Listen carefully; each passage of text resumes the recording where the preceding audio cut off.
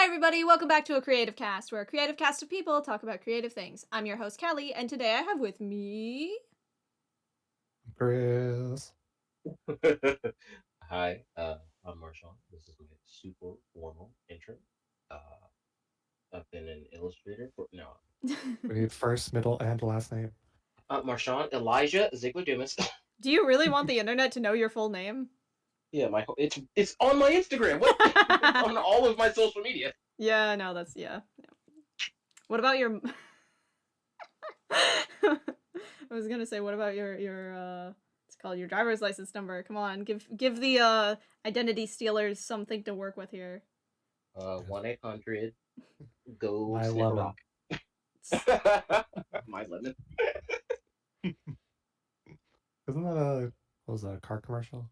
Yeah, I think so. It was like my lemon, my car's a lemon. I didn't get it when I Oh. was little. I had to have someone explain that to me. Yeah, like older cars are lemons. That is still like not a thing that I experienced outside of that commercial. They bring it up in Cars 2. Do they? Yeah. I didn't see much of that movie. I have seen the whole thing, and it lives in me now. Whether you Nice. wanted to or not. Yep, it is a part of me. I know the movie, I know the plot, I know the subplot. I don't know why I'm like this, I just am. I have the entire script tattooed on my back. Fuck. Anyway. Well, that's not We're the not, movie we're talking about. No, we're it's not here to talk about not. cars. We're not here to talk about cars. We are here to talk about Teenage Mutant Ninja Turtles. Anyway. Boop-a-doo-doo. I just realized I don't really know the melody to that theme song. It's okay. Anyway, yeah, so Teenage Mutant Ninja Turtles, Mutant Mayhem? Mutant Mayhem. Yeah, Mutant Mayhem is a movie that came out somewhat recently, right? Somewhat recently? Last year? No, wait. No. Wasn't it this year? It was this year. Don't mind me. Cool. Yeah, so that's a movie that came out this year, and it's amazing, and we are going to talk about it because it's a goddamn marvel visually, and the story is sweet. I like Not it. a Marvel movie. It is not a Marvel movie. It's not a Marvel movie, but it's a Marvel of a movie. Exactly. There we go. Yes. It's not a Marvel movie, but it is marvelous. The Turtles have made more crossovers with the DC characters than they have with the Marvel characters. If I'm sure that some exist, but I haven't seen any. That's how the DCEU or the DC. You're right, DCEU. Yeah, that's how the DCEU rebuilds itself. Is they start with the Turtles. Instead, don't start with Superman and Batman. No, you start with the Turtles. They are your foundation. I would actually kind of love that. Just like all the other superheroes from the perspective of heroes that only come out at night from the sewers. Like that's kind of an interesting way to build a world. Yeah. Like the Turtles don't really read newspapers, but I'm sure like they'd be behind on the times themselves, but they occasionally see other superheroes flying around and like be curious about that stuff, but they just kind of do their own thing. That'd be interesting. I think that would be kind of cool. I would. I like superhero team ups, so I'm a little biased. Yeah, I would not be opposed to that in the slightest. But we're not here to talk about the superhero team ups. We're just wait. Yeah. Sorry, my brain was just like transition. That's a good transition point, but then I had nowhere to go with it. So Actually, yeah, there are some superhero team ups in this movie that I did not talk about specifically when we watched it with Chris. Ooh, okay, go on, pop off.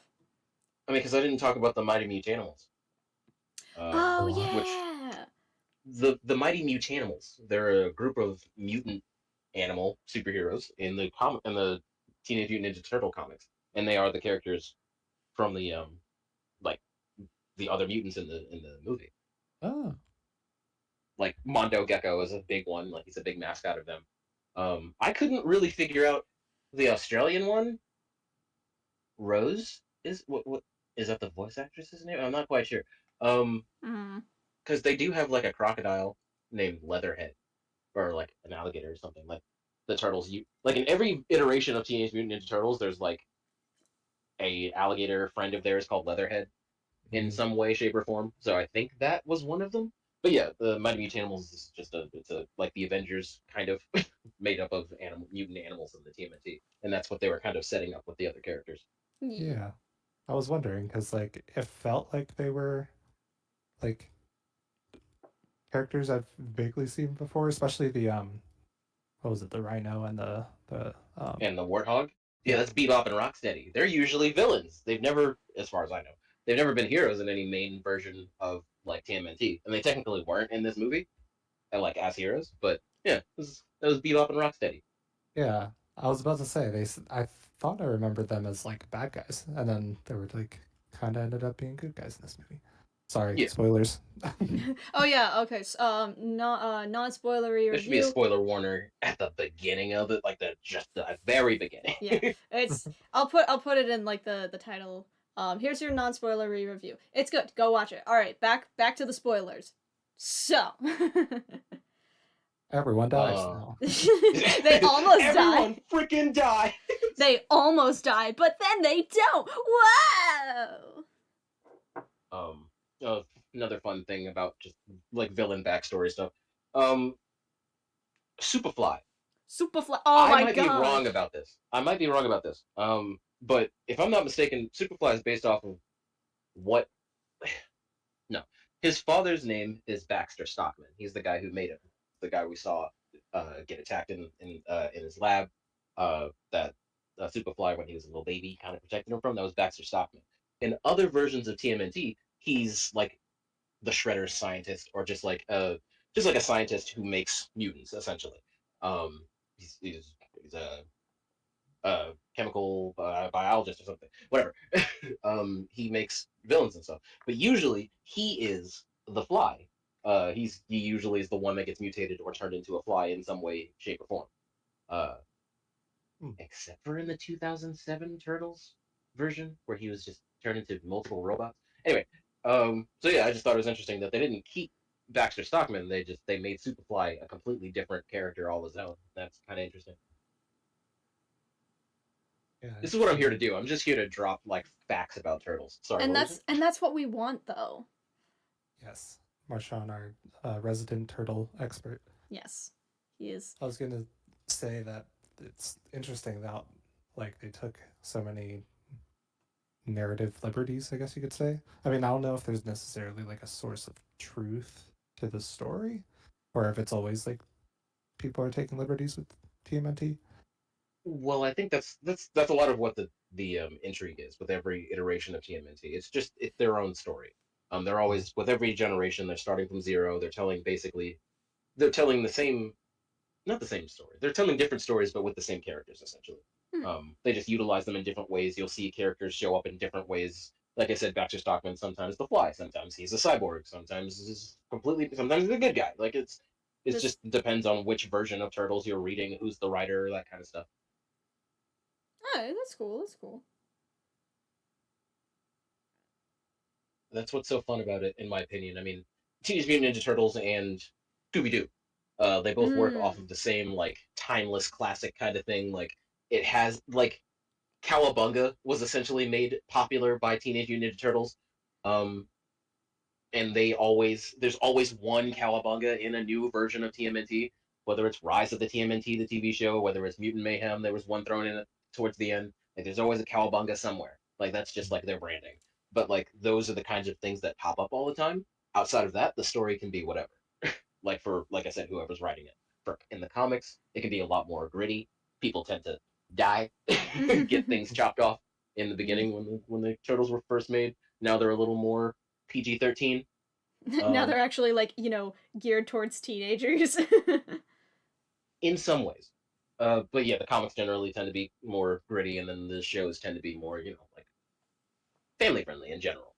Um, but they all kind of have their own lore, and they all kind of tell their own types of stories. And sometimes in crossover movies, they'll have like all of the turtles in one, and it's pretty sick. Like the black and white turtles from the 1960s. I don't know if it was the 60s. Don't quote me on that.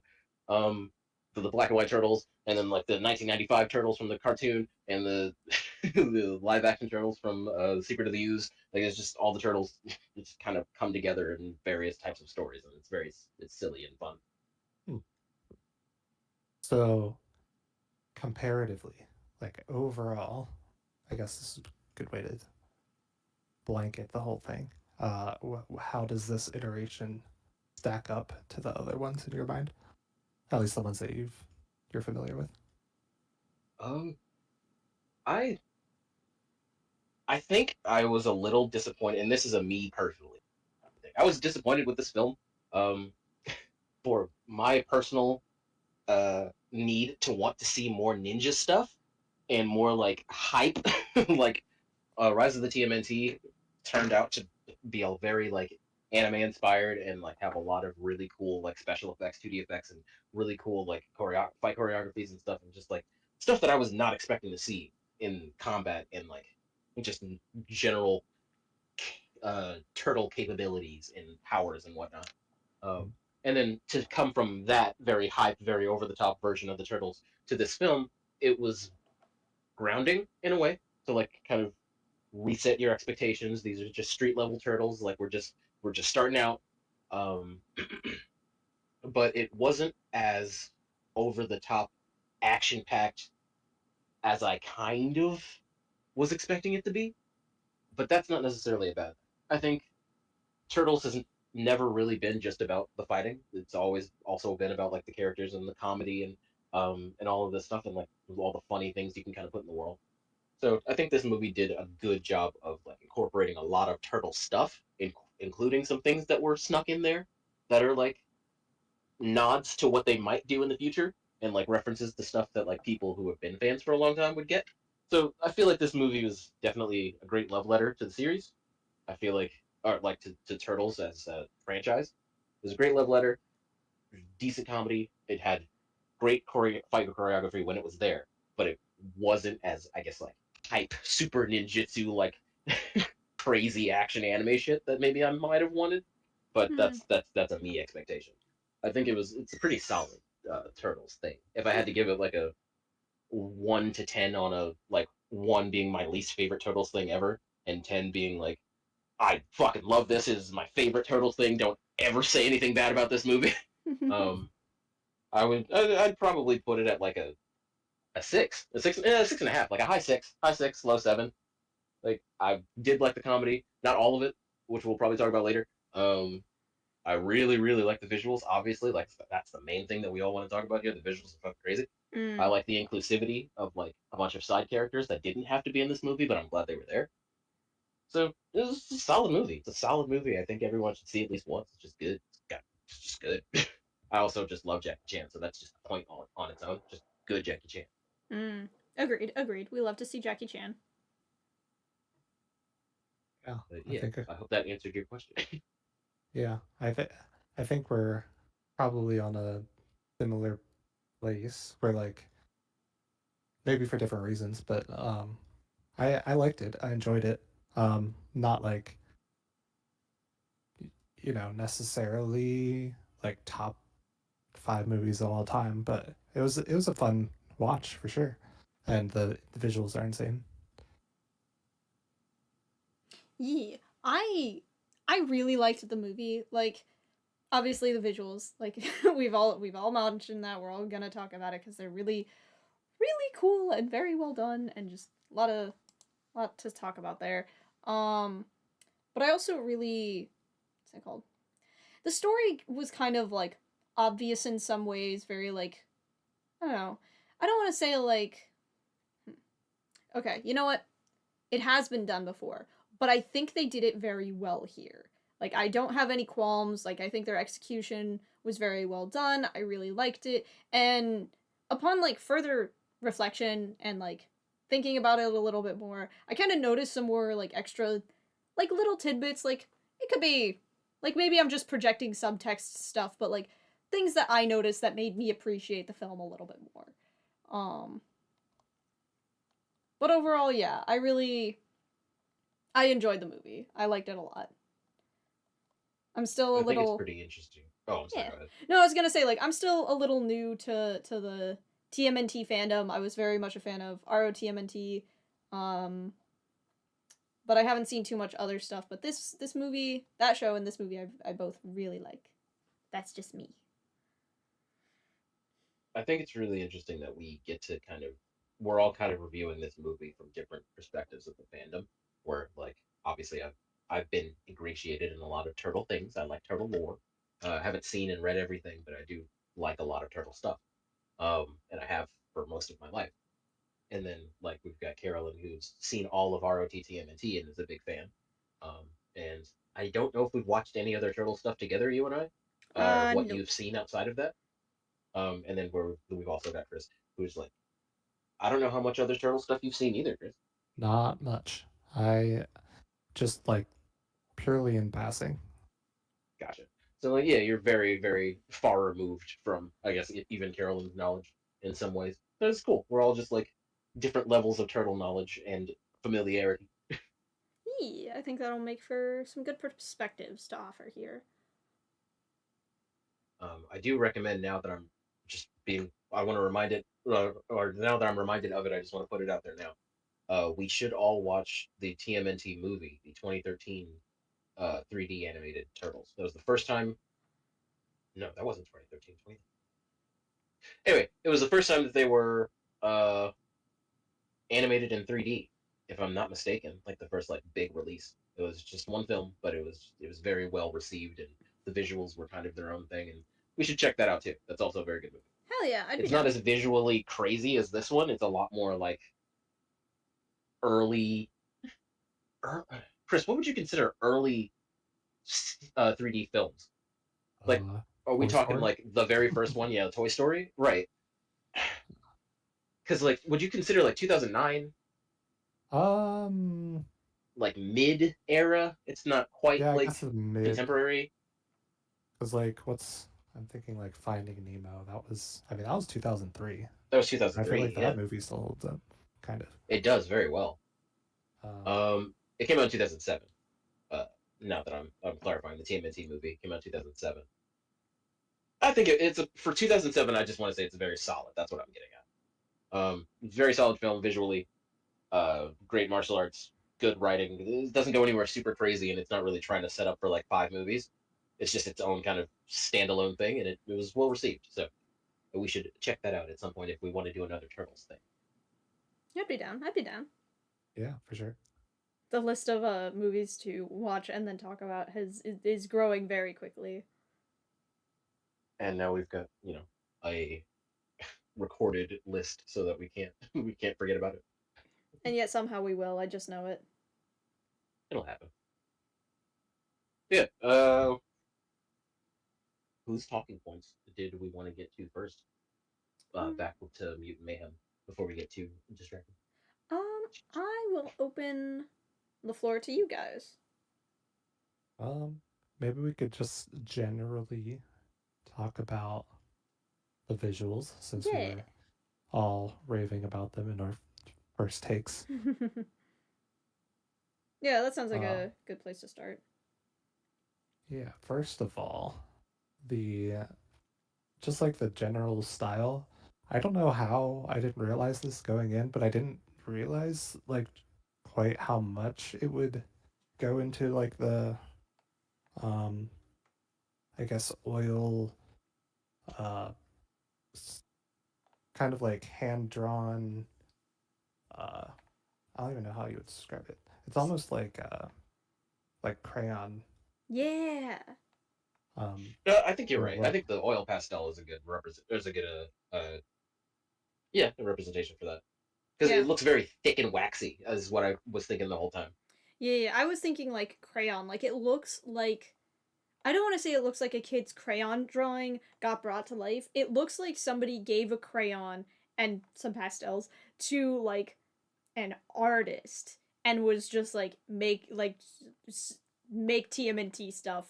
Meanwhile, that artist is like a huge fan of TMNT and just kind of vibrated with excitement and made this, and it's amazing. You can feel the energy in the lines and the way they shake and the scribbles all around. Like there's so much life this world feels like it has just because of how much movement and abstract edges everything has. I love it so much. Yeah, it gave I, me a lot of like the same energy that what's it called?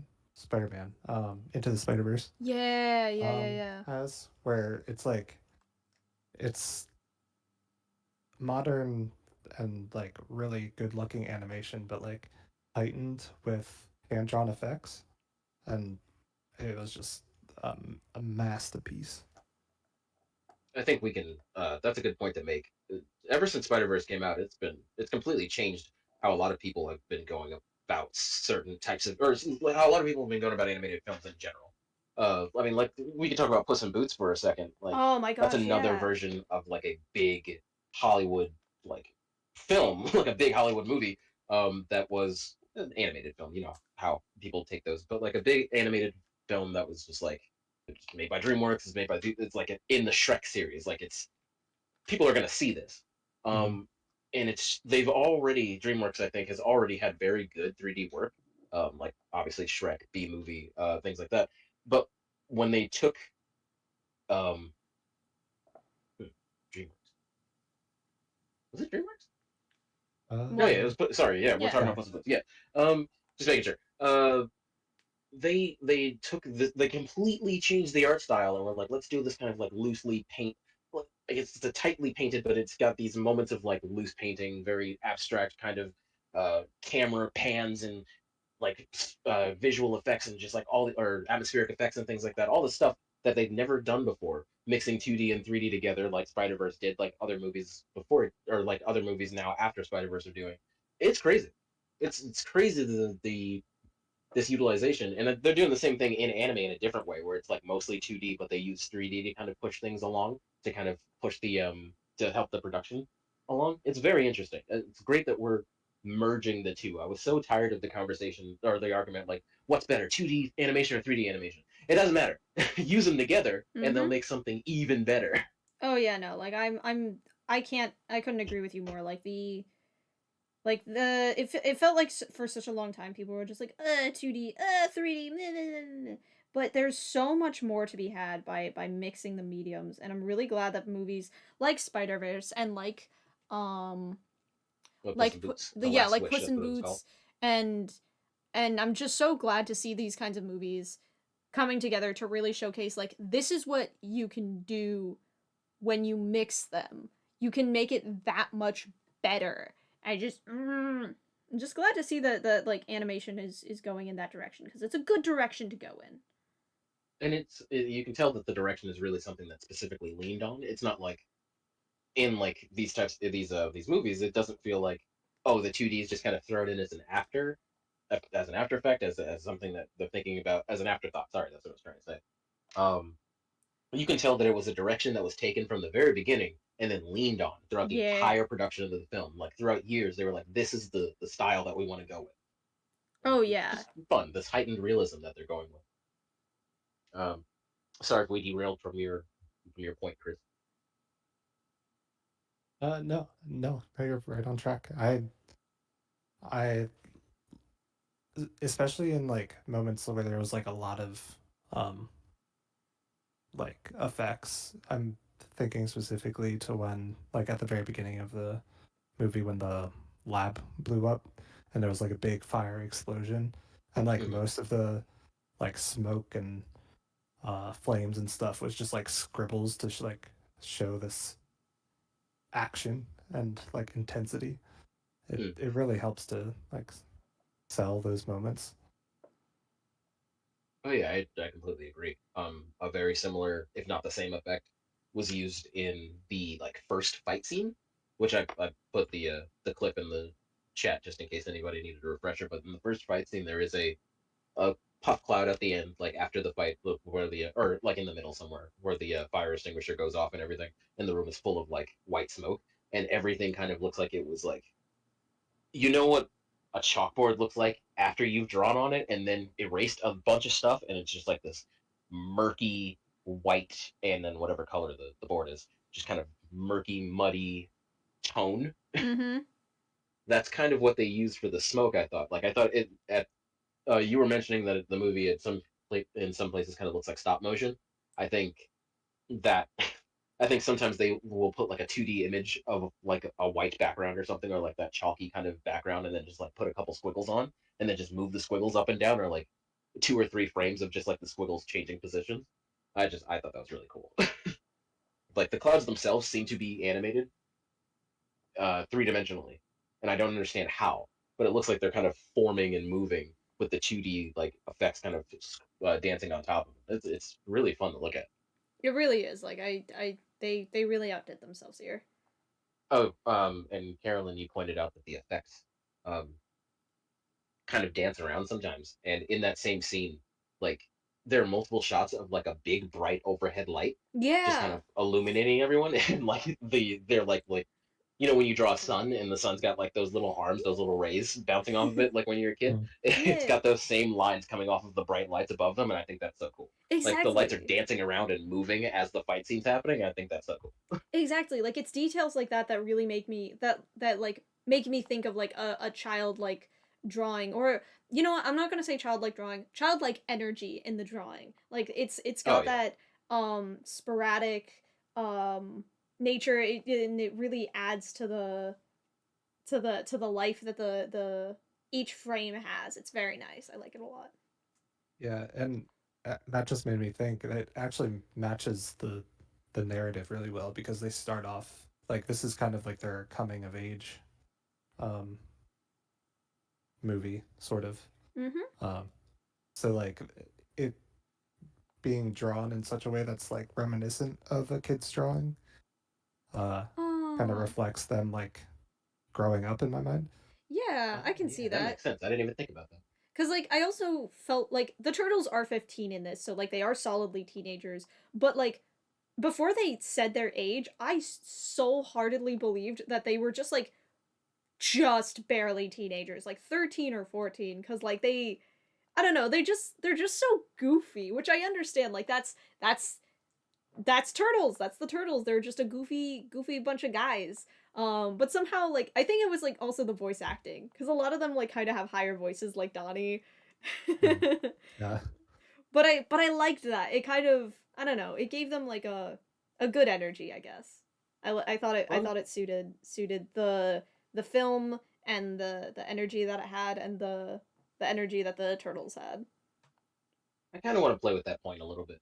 Um, the turtles are, you're right, like a group of goofy guys. But again, depending on the generation, while there's always like a focus on comedy in some way, or not generation, but the version of the turtles you're talking about, they are significantly less comical.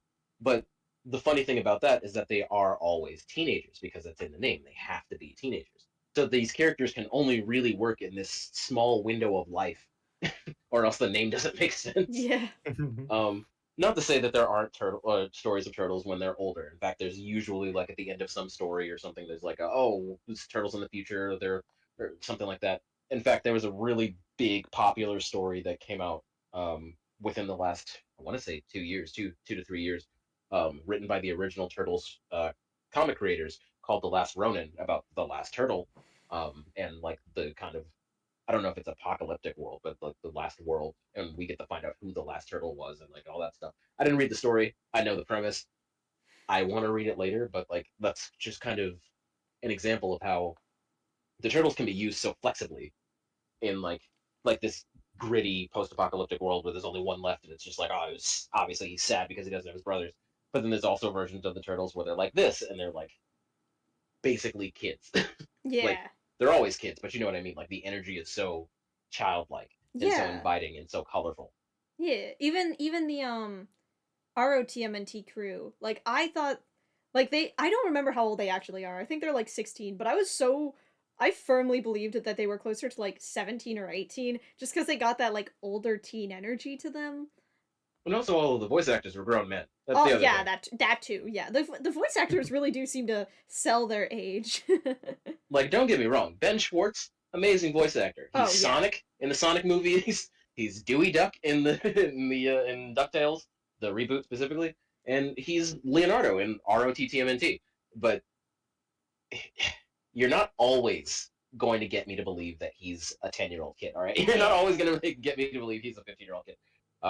Ben Schwartz is a great voice actor and has a great voice and great inflections. But it's like it's different when it's like an actual young person playing the turtles. Yeah, yeah. But there's always a different energy that different people can uh, can kind of put into different types of stories. Like Rise, you could kind of say Rise had a little more of an urban influence, more of like a New Yorker kind of influence. Yeah. Just like the general energy of the characters and world.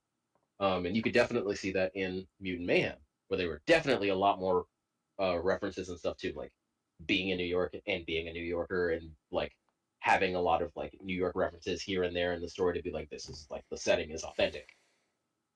And it's just a fun thing. Like the turtles can come from, depending on who's writing them, like I said before, it's just they can have completely different energies. I think is what I was kind of getting at earlier. Sometimes they're like dark and gritty. Sometimes they're super bright and colorful and inviting, and sometimes they're just like their own kind of thing. Like Rise, where Rise is just kind of like it's very fun, it's inviting, it's interesting, but it's also like heavy action packed and like crazy ninja stuff. So it's fun. It's fun that they all have like there's different types of turtles. Heck yeah. Yeah, I was just looking up the voice actors for this movie are actually like 15-year-old voice actors. Oh I my gosh. figured they were like, you know, uh, like adult people that had younger voices. But it's interesting that they chose to go the route of actually casting younger people for it. I saw an interview and I I do did not not know that. remember. Oh, it was with the woman that voiced Toph from Avatar: The Last Airbender, and apparently Flowers. Her last name is Flower. Fuck, I know her name. Sorry, go ahead. you're good.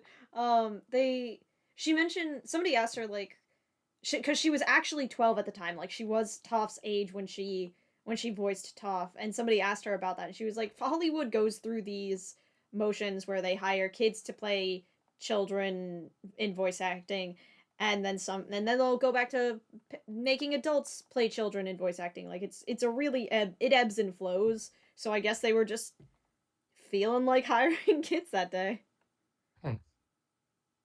I think I was wrong. I think her name is something completely different. I'm thinking of a different voice actors. Michelle Jill Murphy, I believe her name is the voice of Tom. Ah, cool, cool, cool, cool. Yeah, maybe I was thinking of somebody else. I don't know. Maybe I'm crazy. That's all good. If I'm not mistaken, Noah Ringer. No, I might be that might be the live action. Uh, Aang. What's his name? I think his name was Zach. Aang's original voice actor. I think he was a kid too. Yeah, I think you're right because I think I remember seeing like a behind the scenes when I was a kid, and I was just like, oh my god, he just like me for real. Zach Taylor Eisen. That was his name. Mm. His last name was Eisen, like Lord Eisen from Bleach. That's crazy. Anyway, Uh, while we're on voice actors, real quick, I just saw that Alex Hirsch did the Scumbug. Alex Hirsch was Nice. Scumbug. Yeah, I That's think. hilarious.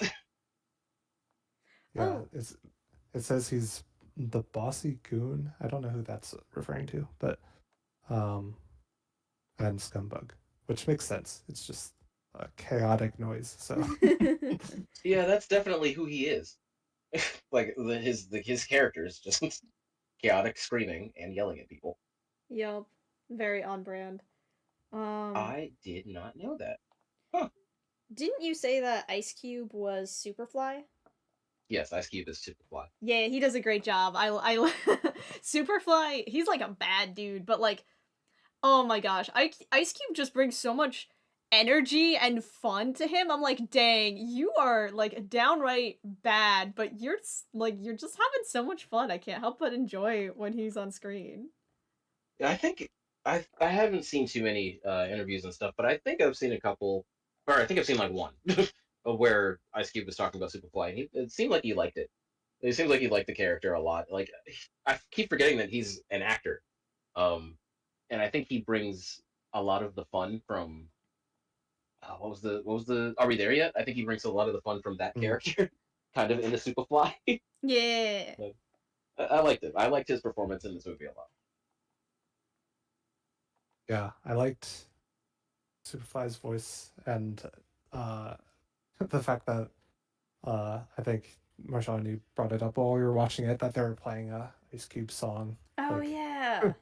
during the movie while he's So voice yeah, acting. I love that stuff. I love little things like that. Like maybe it's a little easier for me because I pick up on this stuff all the time. But like it's not as easy for Carolyn. I'll be like, this voice actor and this voice actor in this show are the same person, and you'll be like, wait, I don't hear it, and it takes a while. But like I really like I like hearing voice actors being utilized in multiple ways in the same series, and just like seeing what they do differently with their voices and stuff like that. Or in this sense, having a performer have their music playing in the movie where they're playing a villain or a hero or something. I just like those little behind the scenes things. Heck yeah.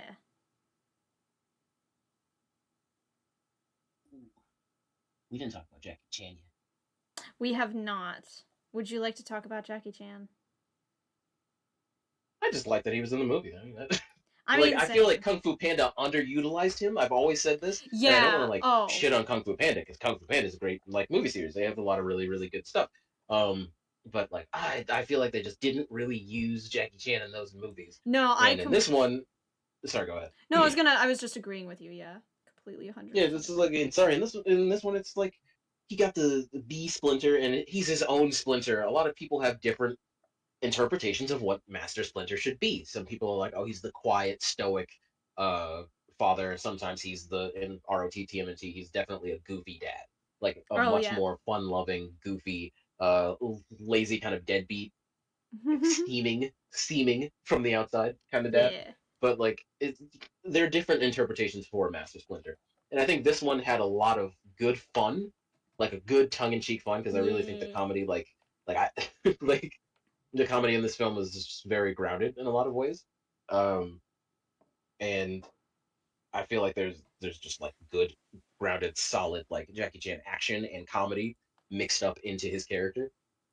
So it's not just like Master Splinter the character; it's also like Jackie Chan if he were Master Splinter. Like it's a very interesting way to make this character kind of like to put these two well-known personalities and kind of mesh them together. Yeah. Yeah, yeah, I loved his character. Um, like the I loved his fight scene towards the end. Oh He, yeah, he that like was really finally cool. got Sorry. to beat some people up. Excuse me. Yeah, his rescue scene Yeah, just so from the well done. milker. Such a good from the milker. That I I never thought I'd just be so uncomfortable. So many people saying milking in one Right? movie. Oh my gosh. But yeah, no, his rescue scene towards the end was just like such a good homage to like Jackie Chan style fights, where like Mhm. you've got this you've got this protagonist, this hero who's just this one guy against like 10 or Hmm. 15 or 20, and you're just like he doesn't really want to fight, but he's here to fight, and he's like in some ways bumbling his way around, but in other ways completely competently destroying these people. Yeah. Just very good Jackie Chan style action. You don't really see that kind of comedy and action work put together in any other way but in his films and stuff. Oh yeah, and in the same way with the Ice Cube thing, they were watching one of his movies, or maybe That's a couple of his right. movies in that montage Yeah, that's where right. they Yeah, were practicing martial arts. Yeah, they were watching like old Jackie Chan movies, like That's not right. even in English, old Jackie Chan movies. Yeah, I remember you mentioning that during their like training montage.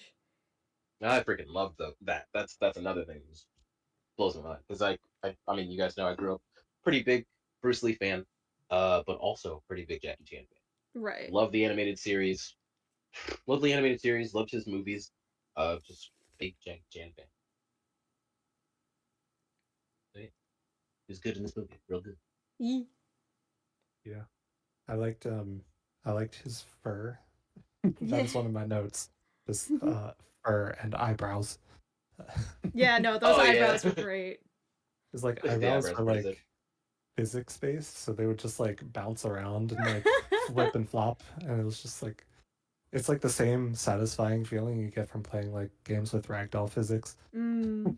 It's just like, yes, that is how that's supposed to move. I didn't even pick up on something like that. Those are the kinds of things that, even though I'm thinking about how things are animated, that always tend to like completely slip my mind, like how the physics are working on little things like that. Because those are, and you can correct me if I'm wrong, Carolyn. I think those are called like secondary animations and stuff, like when the physical body moves, but then like the hair has to move or Yeah. something else, like the ears bounce or something. I think Um, so, I Chris. Yeah, I Yeah. mean that sounds right to me. Cool. I think that stuff is really interesting because like, it, how do you think that kind of process is done, Chris? Do you think like they let the physics do its own thing when it comes to things like the ears or the eyebrows or something, and then they go in and kind of add a human touch to the animation, or do you think they just let the simulation go? Yeah, Like how much of that is puppeting and rigging? it's probably like some sort of rig that has like it's anchored at the base of the hair, and then there's like physics that take over the ends of it. It's a So similar some, thing I that mean, it's a bit of both. yeah, it's a little bit of both.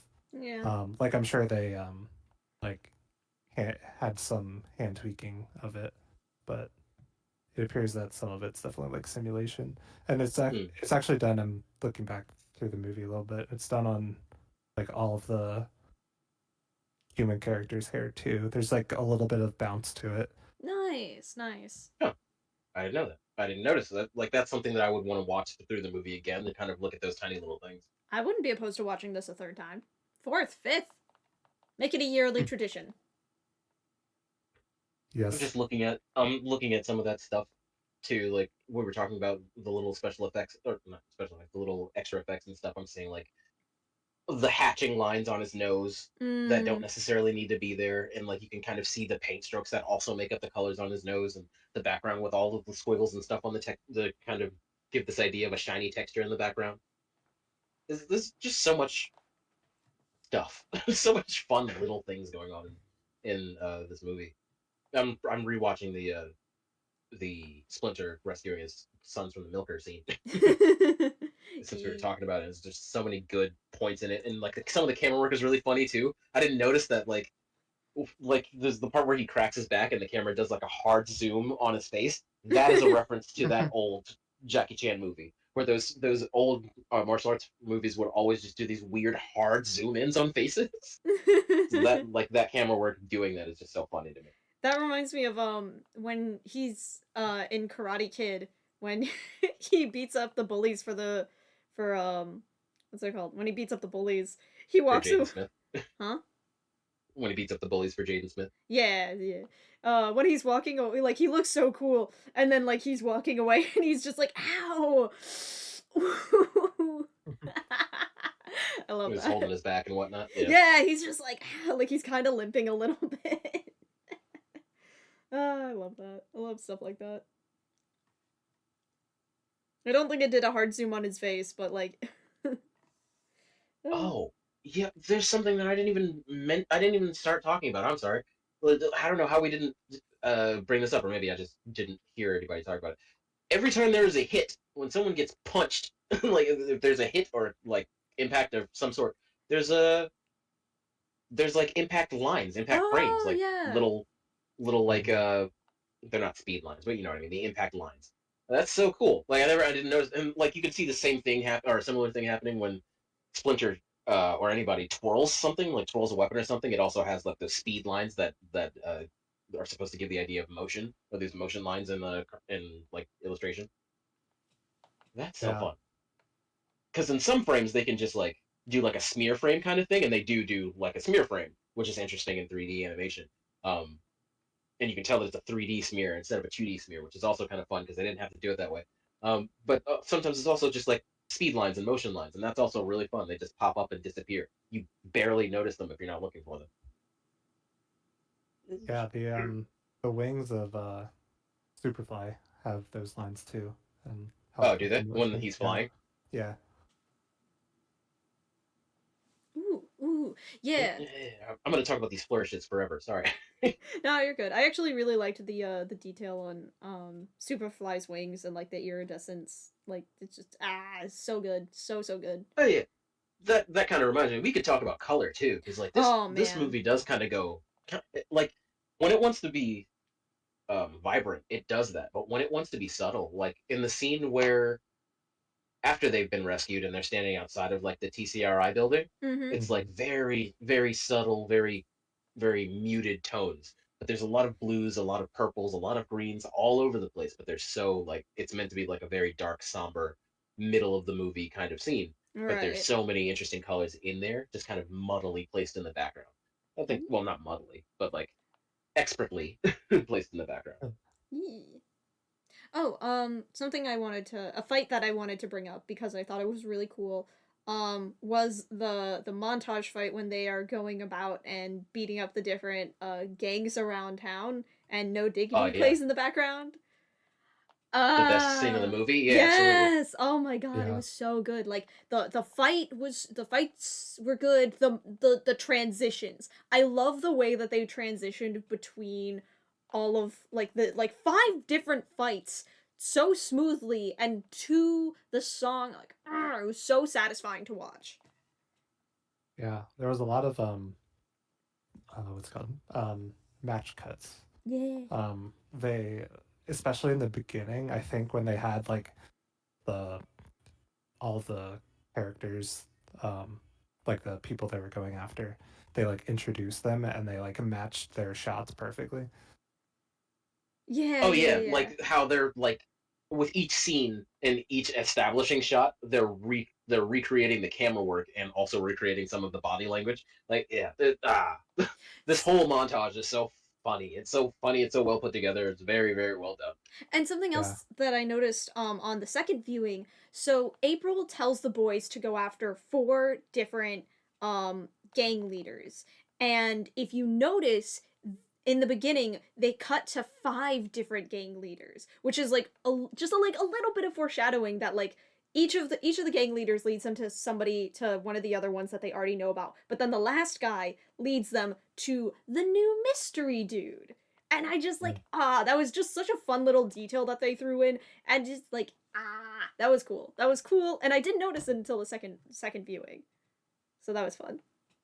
Yeah, I don't think I picked up on that. Yeah, because I was just like, wait a second, April only told them about four guys, but they're fighting five right now. Because at Ooh, the end he tells them about Bad Bernie. yeah, yeah, Where's Bad Bernie? exactly, exactly. Also, just another like little thing to throw in there. Th- Throughout the montage, there were so many like there well, maybe a handful. There were really good um poses for the characters, like very well known poses for the characters, especially Leonardo. Just before they go in for the fight in the montage, like he twirls his sword and he has one in front, one fist in front, and the sword going one way, and one fist in the back, and the sword going the other direction. That's a very popular, very iconic Leonardo pose from the comics and also the cartoons. Actually, they've used that pose like forever. Hmm. There's just really good like I like those iconic pose things because you'd think oh that's not really like a big deal, but like because these are comic book characters, they have a lot of iconic poses and like a lot of like iconic things that they've done here and there for different reasons or different contexts and things like that. There's a shit ton of them in Spider-Man movies, like all the time. Every other frame of Spider-Man, of any Spider person swinging is probably some type of special pose from somewhere. There's just so many of them. That's so But cool. there's just like there's also like group poses of them that are super iconic as well that they've done in this movie. Like just lots of good little references to them standing in certain positions. Those are the things that I point out and I love greatly. Ooh, I think I found an animation error. Holy shit! Ooh. Oh, The 16 seconds into the No Diggity video that I dropped, there is a Donatello's hand is and staff are clipping into the doorway instead of going behind the doorway. Not that the staff would physically fit there anyway. Huh, look at that. Hmm. Interesting. I wonder if it's like one of those like I know that for what's it called? in Frozen when Elsa lets her hair down and she pushes it to the front. It actually clips through her arm because they were having trouble getting it to like fold over her arm nice. Oh yeah. Yeah, but they fixed that for like the DVD version. Oh, Uh, really? Yeah, they I saw it in theaters like the week it came out. That's interesting. So I yeah. probably saw that cut. Yeah, you probably did. Um that's all that makes me think about is just oh, they couldn't make it fit, so they just did it anyways. Yeah, I love that animation errors are still a thing. Like, it's not just a thing in old animation. Like, new animation still has errors here and there. You sit there and you think about how every frame is done by a team of people, and like Mhm. every second of these movies is like really composed and figured out. And that's how this art form works. A lot of people don't understand that nobody's pushing a button and making things happen. Like, there's a whole lot of planning and work that has to go into making just one scene. Mhm. Um, I mean, Chris, you can attest to this. He made a short film for college, and that was a lot of work, and that was more than just one person. Um, but like, I love that there's still those little imperfections, and I feel like those imperfections can still be like celebrated because you can see that stylistically, obviously, they cut some corners, took some risks, and did certain things to kind of like make a more visually interesting film. But at the same point, more visually interesting also kind of means you have more time to do other things and not worry about the background. You can kind of cut corners in certain places, but not in all the places because you don't want it to look cheap and lazy. Yeah. And there's a There fun balance between that. yeah, there's like there's this really important distinction in understanding like where you want the audience's eye to go and making sure that like whatever that is has the most detail and the rest can really just be roughs. Like they don't have to be fleshed out fully like thousands of polygons. I don't know all the terminology, but like I've seen so much like concept art or like background work, and this movie especially will render out the parts that it needs to and leave the rest as scribbles. And I like it. I like it. It's cool. It helps keep the focus where it needs to be, and it just adds this level of I don't know. This it's like a cozy fuzziness to the whole world. It's like I'm going. It's You're like right. I'm running into Chalk Zone, and I'm just having a good time. Oh yeah, absolutely. I can say that too. Yeah, it's like the chalkiness, the pasteliness that we've been talking about, the Yes. texture of everything. It feels like so. It feels inviting in its own kind of way. Yeah, it's like that really fuzzy sweater you have that you're just like you should be scratchy, but you're not. Yeah, I like that. Yeah, but I don't want to keep repeating myself. I'm just looking at these. I'm looking at these scenes in slow motion now, just enjoying. Like you said, that was a perfect way to put it. Like this movie really does kind of push what is too rough, or not even too rough, but what is no. Yeah, I guess that's a good way to put it. What is too rough for a background element? Like the background elements, obviously, like you said, are just like loosely handled and they're like scribbles and whatnot.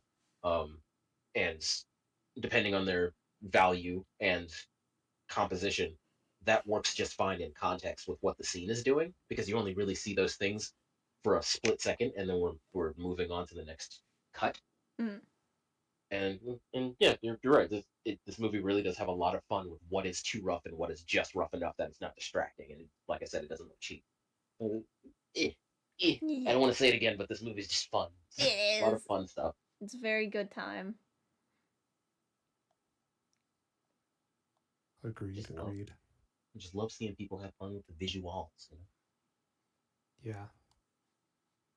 I yeah, I'm very satisfied with how this art style came together. It seems like I mean, it seems like it was definitely maybe inspired by Into the Spider-Verse depending on how long production was, but um like it still took its own it's its own take on the hand drawn like effects. Like it Yeah. doesn't Oh look yeah, like a rip off or anything.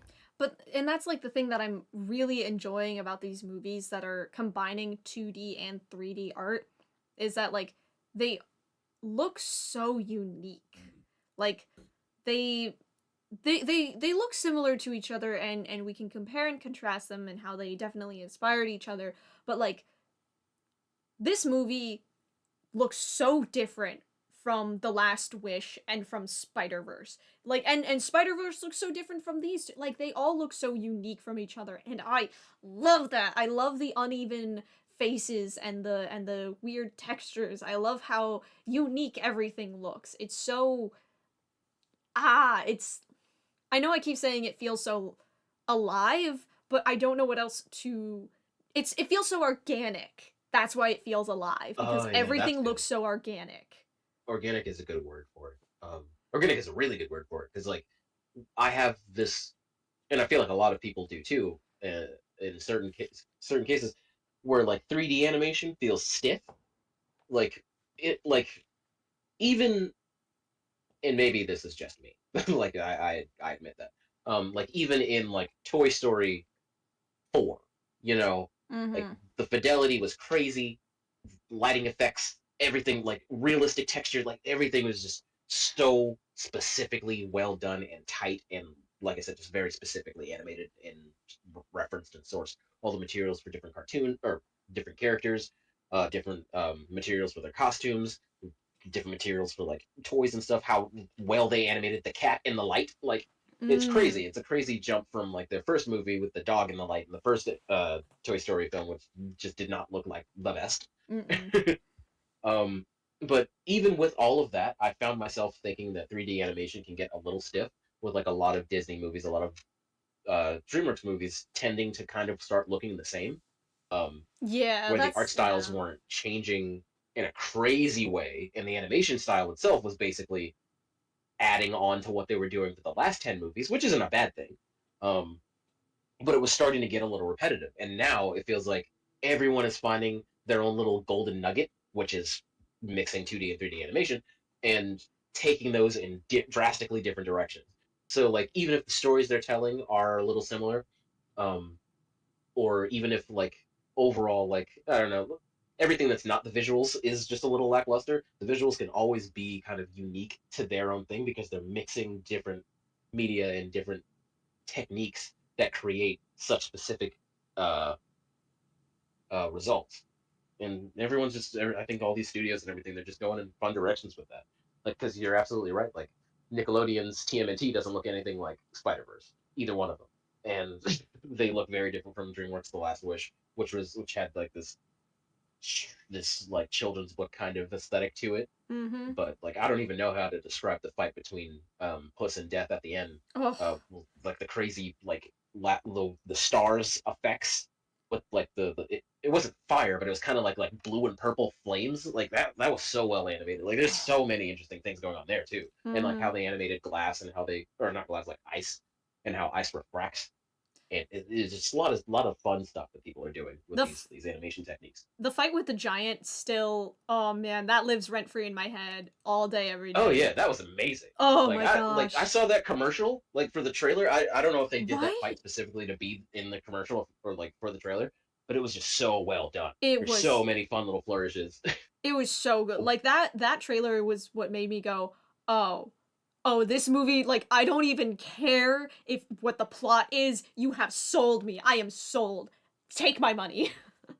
Oh yeah, absolutely. I think my favorite part of that trailer on its own was the the I think the bell swinging and like the smear frames Yes. of just like the world spinning and everything, and then getting to his face and that hard zoom in of his face. You want to see something cool, and you can kind of see Yeah. the details and the paint strokes in his eye, Yeah, like yeah, just yeah. for a fraction of a second before his head swipes out of or like swipes out of the view of the camera and it's something else. I I like that you could see those paint strokes for a split second. I like that you could see that bit of like abstract fidelity, I guess. I too love those little paint strokes and like how you can see them in every like close up in the movie with each character and like the shines in their eyes. But like the other part that I really loved was when the bell connects and like it's zoomed out and like the world just flashes in color. It Oh, just the impact flashes frame. yeah, the impact frame and how it all flashes gold. Oh, that was good. Impact frames in 3D animation or in Western animation, I think I'm also really like falling in love with because like a good impact frame can really sell well impact, and I feel like they're also taking that, which is mostly a 2D thing, not always, but usually a 2D thing, and just like blowing it up and using it very well. Agreed. And I'm glad to see it because, like, I don't know, that was one of the things that I feel like some people were really missing about 3D animation was stuff like smear frames and impact frames and how to make that work. And so I'm kind of glad that they've taken that element of 2D animation and we're just like, you know what? No, we're not leaving this behind. Who's gonna leave? This is too good. We're taking it with us. Thank you very much. I like that. Yeah. Chris, do you have anything to add? Another. Oh, sorry. The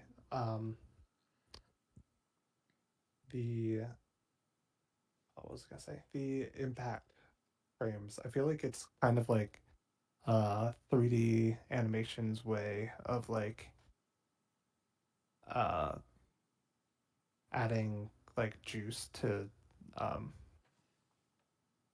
like games. Like games will do this all the time where they have like tactile feedback in the like controllers. But like for movies they don't have that like ability to give the viewers like a tactile sensation. So like those impact frames really help to like add that extra oomph that other mediums can give, if that makes sense. I think I can agree with that. That's interesting. Yeah.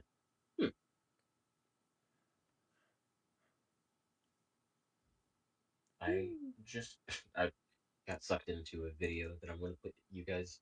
I'm just going to drop in. Nobody has to watch it right now or anything. It's just an impact frame video. Good montage of different types of impact frames, 3D, both 3D and 2D animation. Yeah. Oh my goodness, we didn't even talk about Arcane with all of this like 3D 2D combo stuff. Oh yeah, Arcane. Oh my gosh. I gotta watch that again. We gotta watch that again. Yes. Oh my goodness. Oh my gosh. We should have an Arcane watch party because I've seen it once and it's great. Obviously, visuals fantastic, story very good, all that stuff. It was so hard to take in everything with just one watch through, but that first one was just so I just had to sit with it. So we should absolutely watch and talk about Arcane at some point. Yeah, I agree. Just to recenter back on TMNT Mutant Mayhem here, because I think we could talk about like the combination of 2D and 3D animation and how great that is for the industry and how cool it is to see more stuff like that all day, clearly. But Mutant Mayhem. Did you guys have any other talking points you wanted to touch on? I want to touch on why this cat is making so much noise outside my door. Edie, baby. Get out of here, cat.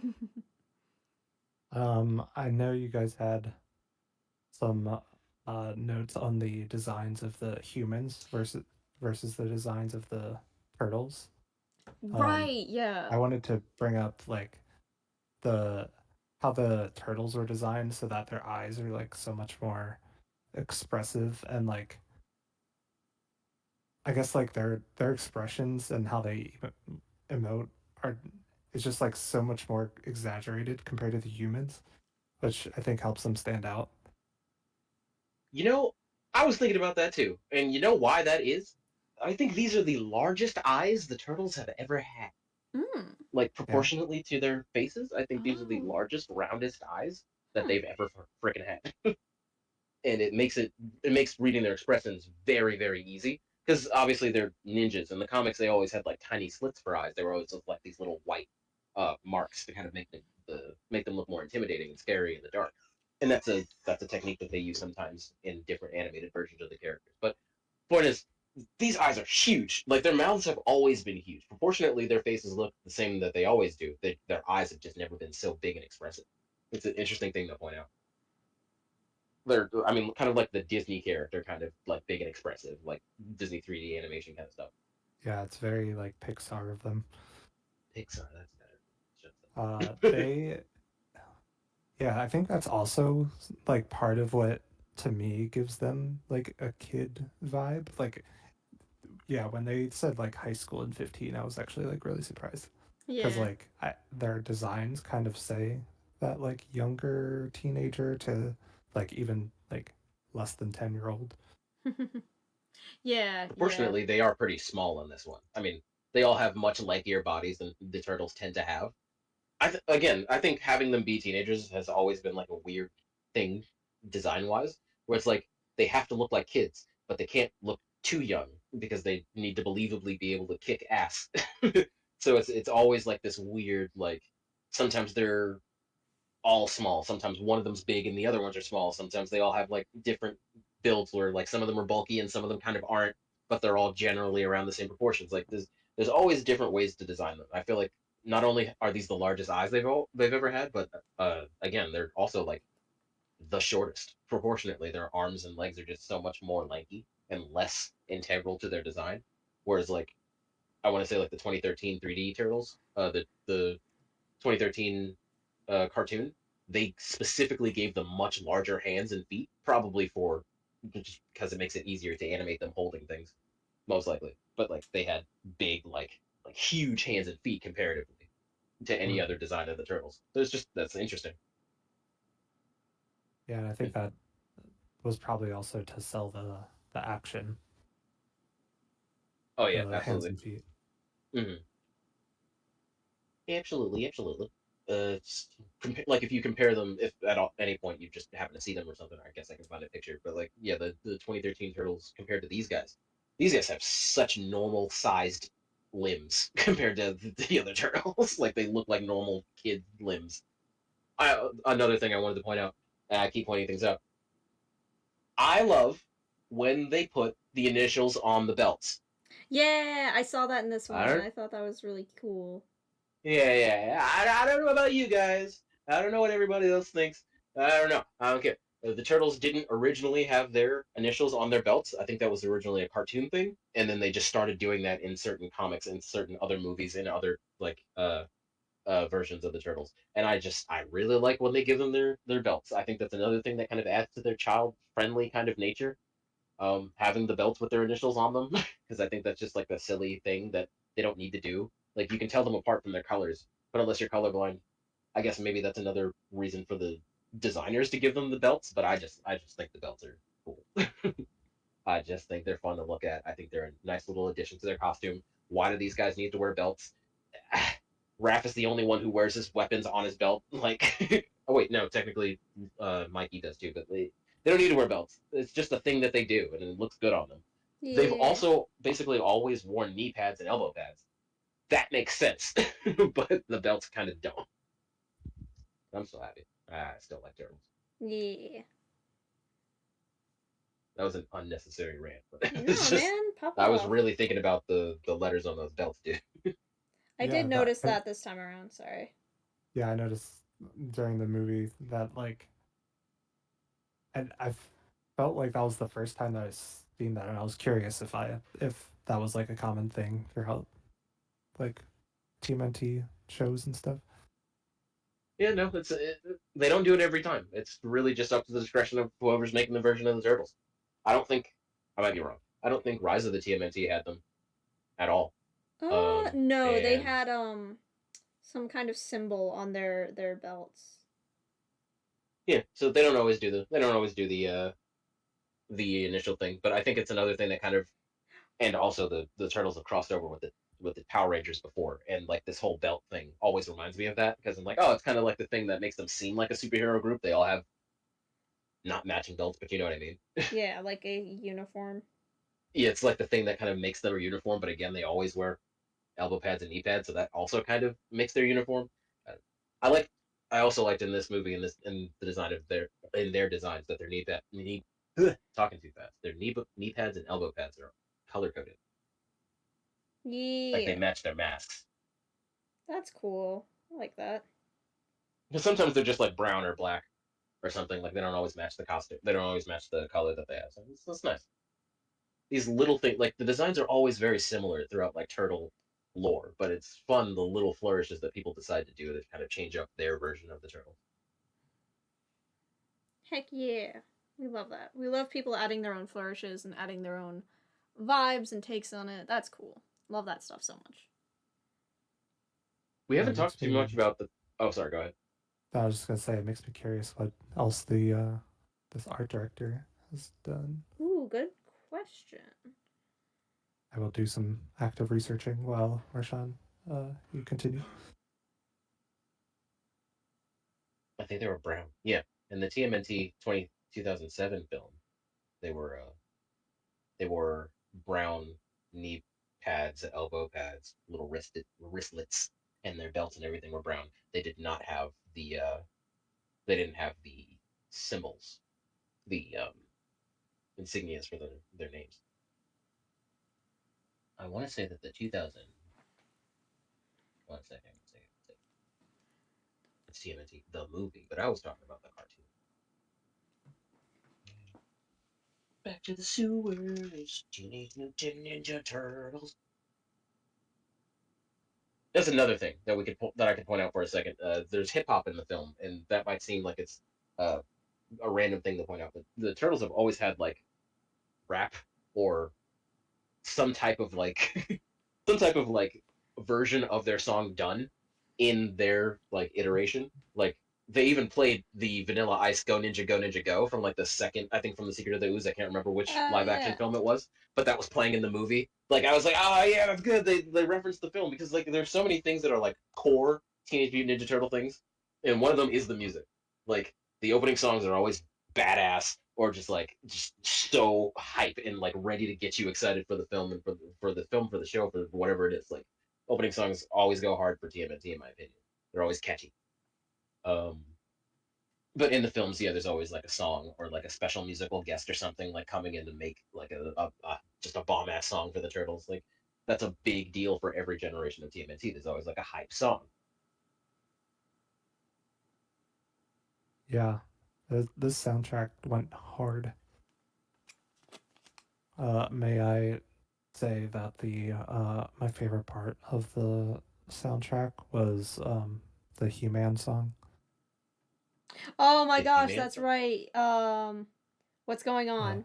yeah, what's going on? Oh yeah. That was good. That was very Uh, fun. I think during that whole scene, my mouth was just agape because I could not understand what was going on with It's that just song so in this movie. absurd. Yeah, I felt like it kind of fit, like, because in my mind, there's some type of connection between the Teenage Mutant Ninja Turtles and He-Man, and that song always makes me think of He-Man. Obviously, there's no real connection. I don't know what what's going on in my mind. I mean they both have belts. Yeah, I that's it. think. That's gotta be Wait, does He-Man have a it. belt? Let me see. Yes, He-Man. He does in fact have a belt. It has a big ass H on it. Yeah, there we go. See, he's one of the turtles. He's just like them. You're right. That's how action figures work. They always had to have an insignia on their crotch back in the 80s and 90s. Yeah, I think that and the montage we were talking about earlier are probably my two favorite scenes. Yeah. I liked both of those scenes a lot. I thought they were very fun. I also think that was like a very funny song to play, but also like very fitting, like tonally, thematically, meme wise, but also like because that's the moment where everyone was just like, oh god, what's happening? What are you doing? Wait, stop.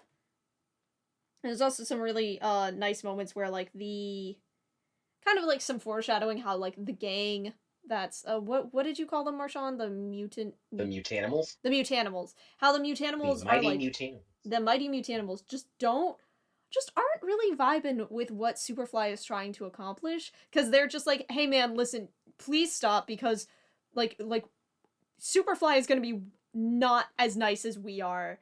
And there's a moment where they're just like, oh, but you're not being nice, and they're like, yeah, exactly. Like, please, we don't want to see you guys get hurt. And I like little bits of foreshadowing and story like that. Yeah, they were less upset about being thrown out of the front of a car than they were about just like, hey, maybe look, this is gonna get way worse really fast if you Yeah. guys don't slow down. Yeah, they're just like, listen here, like you guys seem cool and Superfly's like really aggressive, so maybe don't, just saying. Mutant Ninja Turtles back to the sewer. Wow, I don't Oh, know how to use take images off of Google. that I guess while we're on that part of the movie, I think if there was anything that I would have liked or I thought that could be improved from the movie, I feel like after that uh, car scene, like pretty much like the climax of the movie, I felt like, at least to me, came like very quickly, and I don't know if it was just like a pacing issue or if I just wish the movie was like a little bit longer in the second half. Hmm. Um, Especially the Which car scene point were you talking about? the Sorry. when they're in the truck and the what's going on. Gotcha. Um, Okay. like everything up to that point I thought was like paced really well. And then after that point, to me at least, it felt like um specifically the part in the narrative when um the enemy group kind of turns on Superfly. I felt like that happened really fast. Yeah, it was a kind of a fast turnaround. It seems like the movie just kind of it spends a lot of time with the establishment of the world and the characters, specifically the main characters. And then once that was done, the rest of the movie just was kind of like, all right, it's time to wrap this up. Is that what you're kind of saying? Yeah, yeah, like I almost wish like there was like an extra 30 minutes of like fleshing out the arc like past the just setting up the turtles in the beginning of the movie. I agree with you, and I feel like a lot of other people might too. I think I think the movie was just like it. What was it? An hour and 30 minutes? Yeah, it was. Yeah, it was actually surprisingly short for what I was expecting. Yeah, I want to say that it's just because, and I could be totally way off about this. I want to say that it's just because it's Nickelodeon. Like I feel like Mm. because it's a Nickelodeon film, quote unquote, made for kids and whatnot. I feel like it because it was produced by them. Those films tend to generally have like a cutoff point. Like they all tend to be around a certain amount of time for their like IPs and whatnot. So I don't know if like Nickelodeon will ever release a 2 hour anything. Like I don't know if that's I think that might have something to do with it, but I might be wrong. Because these are supposed to be like these are the types of movies that are supposed to one sell toys, two get whole families into movie theaters and whatnot, based off of IPs that the adults would know, but like in a way that the kids would get excited for. So like it's these films have a lot to do, and also try to tell a decent story and establish a good world in the beginning. Yeah. So I'm not justifying it, but I understand where you're coming from. Like the middle of the film to the end also felt rushed to me too. I felt like it was like we've got this cool world and all these cool characters, but we don't have enough time to do anything with them. So let's just put them all together and wrap this moral up in the story, get that bad guy Yeah. taken care of, and credit. Yeah. Yeah. And then we'll reference an even bigger guy, a bigger bad guy after the credits. Like that's just the formula that went with this movie. Yeah, I think that maybe that's why I got like so excited about like the subtext and the story itself because it's got so much potential um and it was like established so well that I just want to see it fleshed out more, which is a good problem, I think. The fact that like they that I want to go back, that I want to revisit this world with these characters. Like obviously TMNT in general, but like this specific iteration I want to revisit. I feel like that's a good thing. Good thing. Yeah, like it's not necessarily a complaint like that I wanted the movie to be longer. Like I wanted more of it, I guess. It's like the best way to say it. Um the I guess maybe if there was like if the movie had to be this length for, whatever the like just like for statistics sake, um maybe taking out a couple things. Like to me, the milking moment and trying to like incorporate that or introduce that character arc kind of distracted from the Superfly one. Well, They did really set up the milking thing in the they- beginning of the movie they and pay that really off. They They paid that was- off like it was important, like Yeah. like it was a piece of Turtles lore, and it was not. They did. They It had was they a- had to keep the humor in it somehow, I guess. The It milking. was a humor. long amount. It was a lot of milking. That's Too much a milk. Seth Rogen joke if I've ever heard one. I know he wrote that. There's no way in hell he wasn't in the writers' room like with his milking.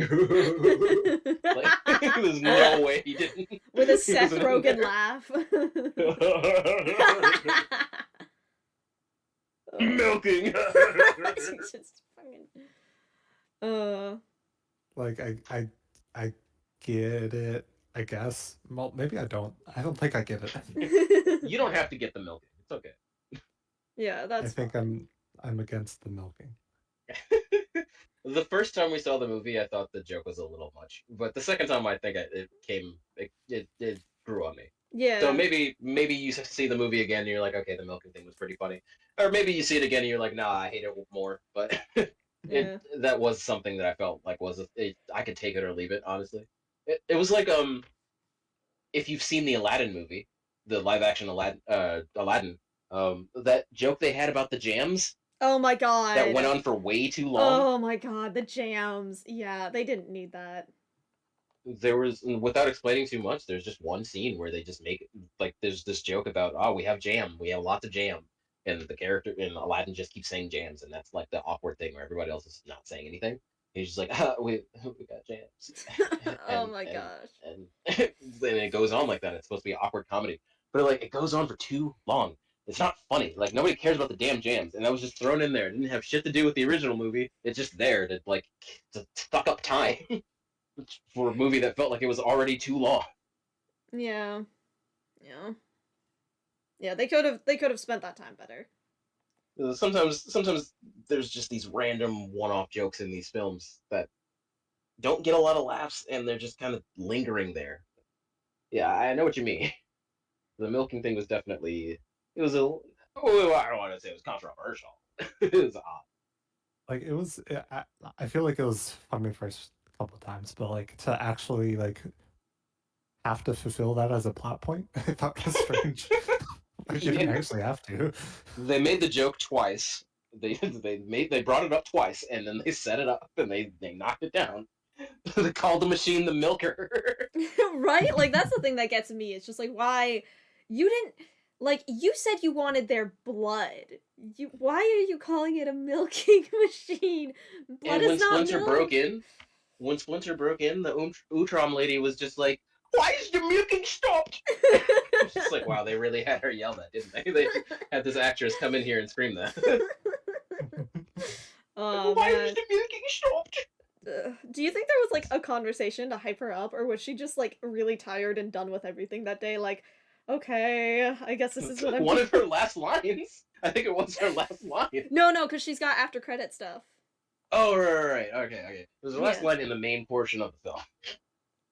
Which is like insane. The baddie, like one of the baddies. But she's coming back in the next movie. But we didn't really talk too much about things we didn't like in the film. I don't know if we need to go too deep into it. I'm glad that we like focused mostly on the visuals as the creative cast. Yes. I mean, overall, I that don't was- really. Go ahead. Yes, again. No, you go ahead. No, you go ahead. No, I think that was literally like the main thing was like story pacing. Mhm. Like I think visuals and pretty much everything else was pretty solid to me. Oh yeah. As a turtle thing, I think it's a solid film. It's a solid thing in general. I feel like a lot of people could have a lot of things to complain about, but in this movie, not really. Like it's just a solid film. It sets out to do something. It does it. It's not really trying to hide too much from you. It's not trying to tell a super complex, deeply, heavily layered story. It's a love letter to the Turtles as a franchise and all the people who worked on this movie who probably grew up with it and had their own favorite things about the Turtles to kind of throw into the film. And yeah, it's fun. It's just another generation of Turtles, another version of the Turtles, and I'm happy to have it along with like the 12 others. The more the merrier. I just like seeing turtles in different contexts. The film had, like I said, good jokes, bad jokes. Overall, I'm not my Seth Rogen's style of comedy, which is just like very referential, very like comedy that's based off of like real people and real comics and real like people who exist in, I mean, comics isn't comedians, just real people who exist in the world and stuff like that. That kind of referential comedy doesn't get me as much because there's just, I mean, I don't know, like there didn't have to be a whole like little thing about Mark Ruffalo and his ability to to improv. Like I didn't hate that. I thought that was funny, but I was also like, why? Like, why are we talking about Mark Ruffalo's ability to act? Like, but I don't know. For me, I'm like, I could take it or leave it. For some people, I'm sure they didn't really like it. For some people, maybe they thought that was hilarious. I don't know. It's just not. It's not my thing personally. That kind of comedy Yeah. doesn't get me as much. But all in all, like it was a solid movie. I don't think it was trying too hard to do anything. It was just it was fun. It was fun to be there and check it out. Yeah. Yeah, I felt the same way about the cutouts of the, was it Chris? Oh, the Chris's? They had Chris Oh my Pine, gosh, the Chris Chris's. Hemsworth, and Chris Pratt. Oh, that I was was like, fun. this is random. No, I am the best Chris. I am the No, I best. think it was because they were all in like superhero movies or something. Well, Hmm. technically, Chris Pine was in Star Trek. Star Trek. He wasn't. No, he was in Wonder Woman. Yeah, so they were all in superhero movies. Chris Pine, Chris Pratt, Chris Evans. They're all they were all in Marvel movies or otherwise. You know, Yeah. I know Splinter said that, what was it, Chris Pine was the best? Chris, I am the best Chris.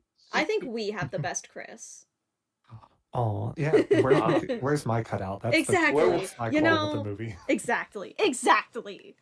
We're gonna go in. We're gonna edit it out.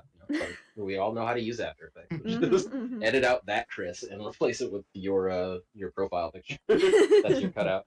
Yes. Splinter's like, I am the best. Yes, please do that.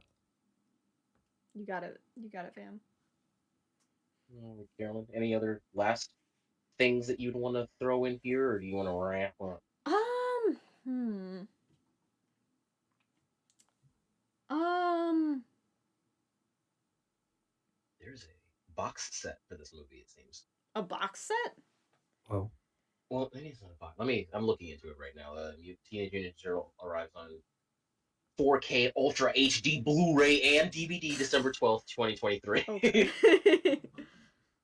The box art is pretty cool, in my opinion. Alright, that's cool. Okay, like no, it's that. not a box set. It's just a cool box. Would you mind if we just take before we wrap things up, if we take a moment to talk about the story a little bit more in depth? Sure. Cool, because I got some notes for this. So, I mean, there's the obvious main themes of the story about like supporting your loved ones, in this case the children. Don't judge by appearances and do things because they're right and not for a reward, and the importance of having a community and feeling loved. Like, obviously those are like big main themes throughout the whole movie, and those are really, really good. But another theme that they kind of had sort of sprinkled in a little bit more that I thought was really neat was kind of April's side of things, and her emphasis on wanting to tell the turtles' story. This isn't the first time a superhero movie has had that kind of perspective. The Incredibles 2 did that with Wonder Woman. They wanted to bring superheroes back into the light, and they wanted to do that by Elastigirl. with Elastigirl. That they wanted to they wanted to share her perspective. And I don't know. I just felt like that was like, I'm just happy to see that topic touched on again, because with like, we're all stories, and the media has taught us time and time again how easily those stories can be misconstrued when someone doesn't have all the information. And that's why I thought it was so important, or that's why it is so important for people to check their sources, and why it's so important for the turtles to share their perspective. And having someone like April on their side who could help advocate for them, I just really liked that part of the story and that moment, because like the turtles had 15 years to learn about the human world, but the humans have no experience with the mutants whatsoever at all. And I know that the ending is very, like, idealistic with the way that they come around so quickly at the end. But I feel like that's, what's it called? But I feel like, even though it is a bit ideal, I like it because it's a good message for kids about, like, questioning their sources, and again, like, the main themes I touched on earlier, like, don't judge and support your loved ones, all that jazz. I hope that makes sense. My notes might be a little sporadic. I think it's fair to say that that is like typically an overall or overarching like turtle theme, like the themes of like family and not judging a book by its cover. Yeah. Of course, with the mutants always wanting to like come out into the real world, and I'm glad you brought that up too, because it's like not every version of the turtles is like, oh, we want to be ingratiated in the human world. And a lot of versions of the turtles, they just kind of do their own thing, and they just are fine with that. Yeah. Like they're not really all that. They don't aspire to be more like or more a part of human society. They just do their own thing, and that's it. Yeah. They have enough. They have enough going on with like fighting aliens and other mutants and time traveling and other shit that they don't really care that much about what normal humans are doing. Right. But that it was kind of you're right. Like that's a good message for kids. That's a good like aspect of the turtles that should be kind of touched upon for any generation. Yeah. Just a good lesson learned. Because I don't think there's anything wrong with wanting to feel accepted by the world. I mean, obviously.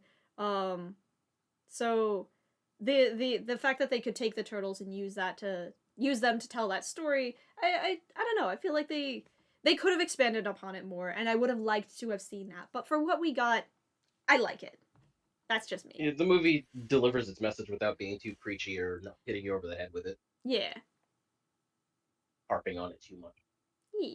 I also really like the little, like, during, like, the after credits scenes, they sprinkle in, like, the boys getting to be in, like, the different clubs at school. That was so cute. Oh my gosh. My heart, my soul. Since we're talking about the school stuff, so what is your opinion, yay or nay, masks in school? Because, like, if I was a Ninja Turtle, I'd always wear my mask. That's just, like, how I see the designs in my head. They always have their masks on. Naked face turtles, not really my thing, but that's just me. I don't know about how you guys feel. It was weird for me at first, but I came around to it. Like, I was just like, oh, okay, I get the symbolism, that's cute. Chris, what did you think? The best Chris, what did you think? Thank you. It was weird to me, but I guess it makes sense for like the sake of the movie where they're like trying to like fit in, you know? Yeah. Like it's kind of like them taking their mask off, revealing themselves. I don't know. Yeah. Like symbolically it makes sense. Yeah. But like design wise it was kind of weird. Yeah, symbolically, definitely I get it. Like it makes sense. I'm so used to seeing them with their masks on. Because again, like, I'm not used to a version of the Turtles that have ever been to school. Like, that's new for me. I'm not sure if they've ever done that, like, in some comic that I haven't read or something. But typically, that doesn't happen. So they don't usually have a reason to take the masks off. It's just an interesting thing.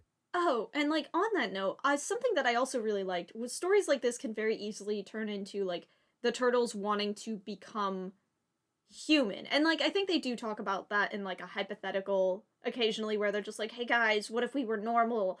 But I like that they didn't turn human in the end. I like that they stayed turtles, and it wasn't about, like, changing themselves to be accepted. It was about, like, embracing themselves and asking the world to at least, like, give them respect and, like, give that back to them. So that's another little thing that I wanted to touch on. Yeah, I think there have been. I think there's at least one version of Turtles that I can't remember super well right now where they like experimented with like reversing the mutation, or changing mutation to turn them into humans as opposed to turning them back into baby turtles or like normal turtles. But yeah, I have this really vague memory, and I could totally be like misremembering this, but I feel like the second live action Michael Bay turtle movie had like yeah, you're absolutely right. They did. They experimented with that. Okay, because I remember seeing that in the trailers. Like they got a hold of some serum, and I just remember they like got the ooze. They got like a cure for the ooze, and they like I just remember like a scene where they're looking at their hands and they go from 3 fingers to 4 fingers to 5 fingers, and that has stuck with me all of these years. Yeah, I'm remembering that visual gag too. Yeah. That was like so interesting. Like the second, God damn it, those movies, the Michael Bay TMNT movies. There's so much goddamn potential. Some good concepts here and there, but God, if they just weren't so horribly done. Yeah, that's part of why I didn't watch them. Like I was interested in them when they came out, but I never got around to actually seeing them because I just heard that they were just not good, which is a bummer. A I cow love a when bummer. the turtles do turtle. Damn. I love when the turtles do ninja shit. Like obviously, Teenage Mutant Ninja Turtles, no shit, they always do ninja shit. But when they do ninja shit, and I'm talking like ninja shit, I love that stuff. Like stuff that's not like combat related. It's just a cool physical feat that these teenagers who have been training their whole lives can do. In the first Michael Bay film, there's a scene where the turtles got caught by Master Splinter because they snuck out of the house. So he makes them do like punishment training essentially, where they like some of them are balancing on one foot on like a chair that is on top of like 2 basketballs while holding a spoon in their mouth with 6 eggs on top of them. Like Ooh. they do like crazy like not human things. like like they show a mastery of physical awareness of their own bodies, and I think that is so interesting. I love when the turtles do like crazy actual kind of superhuman but not quite superhuman shit. I Mm. love that. Yeah, I got And you. like the Michael Bay movies kind of played around with certain things like that. They got the dude like they did that little scene in that same movie. They what did they do in that movie that really like brought me like that really made me want to watch that film? I think it was Bebop and Rocksteady were like driving a tank down the side of a mountain Ooh. during an avalanche, and the turtles were like surfing, Oh my like they were gosh. surfing shit. And then at one point they were like surfing. Like, I think like maybe one turtle was surfing the other one on their shell or something. Like I love silly turtle shit like that. That sounds um, like a lot of fun. Oh yeah, and like there's this funny little scene where they fight people for the first time ever, and they like someone shoots at them, and no one's ever shot at them before, and a bullet bounces off their shell, and they're just like, "Wait a minute, we're bulletproof? We're fucking bulletproof!" Like those are funny little moments that I would love to see with the turtles, but it's just those moments, and then everything in between is just kind of a letdown in those movies. Yeah. Yeah. And the second film tried a little harder. It went harder on the colors, more saturation, more ninja shit, more cartoon specific design choices, like for the oh god, what do they call that thing? Their Utrom ship. I can't remember what it's called right now, and that's kind of a bad thing. Real turtle fans would crucify me. It's okay. It's okay. You're safe here. You're safe. But the Technodrome, that thing, dude, that looked so good in the Michael Bay movie. Like there were some good things. They actually tried harder with the big bad at the end of the film too, because there were like skateboards involved and rockets and like this big technodrome thing flipping and dipping all over the place, and the Utrom bad guy doing the whole I'm a squid in a tummy. I'm a squid in a robot tummy, so the robot spins around and does helicopter punches while the laser while the fucking alien in the stomach is just like, yeah, I'm controlling everything. This is pretty badass. It's like there's good shit. Like this is good, fun, silly, over the top mech turtle action, mech turtle suicide, space action shit. It's really cool. But yeah, the Michael Bay movies just they only took a couple good concepts and ran with them, and then everything else was just kind of like meh. And everything that wasn't what I just mentioned was just forgettable. Mm. Damn. Yeah, that's a real Sad. shame. I'm so sorry. I wanted those movies to be so good. I remember talking to my mom about the first one, and she just would not see the original movie. And she was like, "They're just so ugly. They're so scary looking. Like they're like I don't like Teenage Mutant Ninja Turtles that are 9 feet tall. What's the point of them being teenagers if they're freaking monsters?" They tower over some of the ninjas that they're fighting, and they just grab them by the head and throw them across the room like Shrek. What's the point of the ninjutsu if they don't need it? Yeah, no, that's a fair point. Like I did like how physically strong they made them in that movie. I did like a lot of like little conceptual things they did with those films. But all in all, yeah, it's not my favorite version of the Turtles. You don't say. Yeah, Alright. That's my report. That's fair. That's fair. Alrighty. Well, I think I've gone over everything I wanted to touch on. Do you guys have any closing statements or things that you want to share with our audience? Watch Rise of the TMNT. Yes. Watch Rise of the TMNT and this movie, Mutant Mayhem. And this movie. Yes, watch both things. Yeah, both can be probably purchased on YouTube, I think. This is the podcast is really just like watch these shows and movies. TV show recommendation or movie recommendation, the podcast, yes. Yeah, pretty much. A creative cast? Nah, recommendation cast. Yes. Nerdcast. Nerdcast. Yeah, I don't have any closing thoughts really. Are you interested in watching more turtle stuff, Chris? Yeah, for sure. Especially I would like to throw have that. some knowledge. Yee. Okay.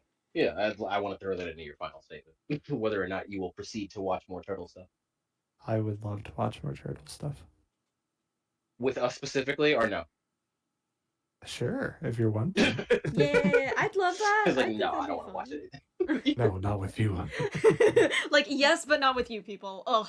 Can you imagine? Can you imagine? Oh, I didn't even talk about video game turtles at all. Like, I didn't talk about NetherRealm Studios turtles because friggin' the people who make Mortal Kombat also, they're WB, so they have the rights to the turtles, and the turtles were an injustice, and that was great. Like, they were all one character. You could switch between the 4 turtles and their different fight styles and say different shit. Ooh. It was fun. It was a good way to make a character, in my opinion.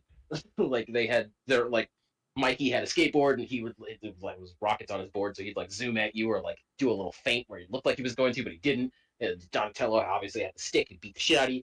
Great overheads and reach. I think Raph had, like, basically it was a freaking delinquent meter where he would get himself hyped up, where if you press the special button, which is circle, he'd, like, do a little stomp on the ground, and he'd, like, throw his arms down. He'd like, let's go, come on, and he'd, like, hype himself up and he'd do more damage. I'm like, that's so cool.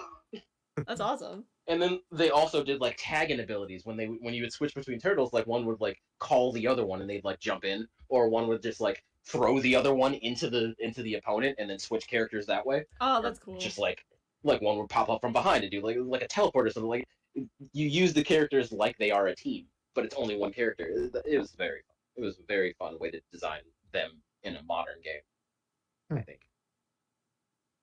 Sorry, another turtle rant.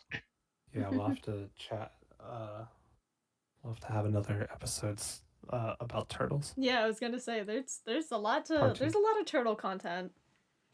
We can talk about the live action movies. I mean, we could watch them again because I don't have as much knowledge on them, but we can watch those because apparently they were very well done. There was a live action TV series too with a female turtle named Venus. She was basically a blue Leonardo. Ooh. Or a blue Leonardo, a lady Leonardo, essentially. Alright, that sounds cool. That was a little odd. Yeah, she only existed in that live action TV show until she was eventually kind of brought over into the comics. But then they also made another female turtle in the comics that is now the current yellow turtle, the 5th turtle. And she's a totally different thing. That is not Venus. She's a lady who had to get a blood transfusion from one of the turtles and then eventually turned into a turtle. Interesting. Well, that's kind of cool. I had no idea. Yeah, it's kind of brand new information. That's like the last 3 years that happened in the comic. I didn't talk about Slash. I didn't talk about Slash. Slash is he's not always, but he's the other first 5th turtle. In the 2013 version of the Turtles, it was Raphael's pet turtle. Raphael had a pet turtle that then got mutated and became a 10-foot snapping turtle. Oh my gosh, I remember you telling me about this. Yeah, when he first appeared in not in the comics, he first appeared in the show. He was just like a random another turtle that just had like a wonky design and was clearly not well formed, like put together, and he just sort of showed up and beat people up with sticks. He's not a ninja turtle, but he dressed like a ninja. So yeah, he's getting like Bowser energy but blue. Yeah, Slash had some good designs. It's good to see him around. He pops up in various generations of turtles. Yeah. So yeah, there's a lot of turtle stuff to talk about. Yeah, clearly. All right, but do you have any like closing statements for the movie itself, or just I guess Oh. like turtles in general? My closing statement for the film was just that it was very good. I think everybody, if you're interested in like animation and TMNT, or just want to watch a good animated film for a little while, just like good eye candy, I think everyone should check this movie out at least once. Heck yeah. And as a closing statement on the episode in general, I will leave you with I love being a turtle. My closing statement is don't get milked. Oh my gosh. That Good coming from advice. our previous Solid resident advice. milk drinker. Solid advice. Solid advice. Before Dairy turned on me. It Sad was the day. cows who turned their back on me. I think my closing statement is just that I'd love to see more 2D 3D mixes in media, especially like animation, and this movie was very good if you're just looking for a good time, or if you like the turtles, if you want to get into the turtles. Really great gateway into it. And yeah, good movie. Turtles have a lot of lore. That's fun if you like digging into lore. And yeah, I don't think I have too much else to go on. Oh, a happy Halloween, I guess, because this episode's gonna be coming out around that time. So, happy Halloween! Happy Halloween. Happy ookie spooky. Happy ookie spooky. Alrighty. Yeah, and I guess that is everything. Thank you all so much for tuning in. I guess we'll see you in the next podcast. Goodbye. Goodbye. Bye.